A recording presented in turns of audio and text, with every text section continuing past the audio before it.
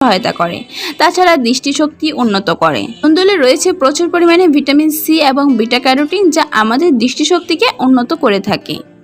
Heart ভালো রাখবে এই সবজি। ক্যালোরির পরিমাণ অনেক কম এবং ফোলেট, পটাশিয়াম ও ম্যাগনেসিয়ামের পরিমাণ বেশি থাকায় হার্টের ভালো রাখে। এতে থাকা ফাইবার স্ট্রোকে হওয়ার ঝুঁকি কমায়।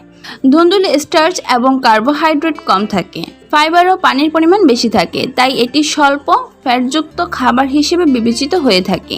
এই সবজিটি নিয়মিত খেলে অল্প সময়ের মধ্যে শরীরের ওজনকে নিয়ন্ত্রণে আনা সম্ভব। এই সবজিটি মাথার চুলের বৃদ্ধিতে সাহায্য করে। ধুন্দুলে থাকা ভিটামিন B2, ভিটামিন সি এবং জিঙ্ক মাথার চুলের বৃদ্ধিতে ও চুলের গোড়া শক্ত করে থাকে। এছাড়াও শুষ্ক রুক্ষ চুল ও খুশকি দূর করে থাকে। এই সবজিটিতে থাকা লুটেইন এবং জেসকান্থিন নামক দুটি ক্যারোটিনেট হাড় ও দাঁত শক্তিশালী মজবুত করে থাকে। এছাড়াও এতে থাকা ভিটামিন কে, ম্যাগনেসিয়াম এবং ফোলেট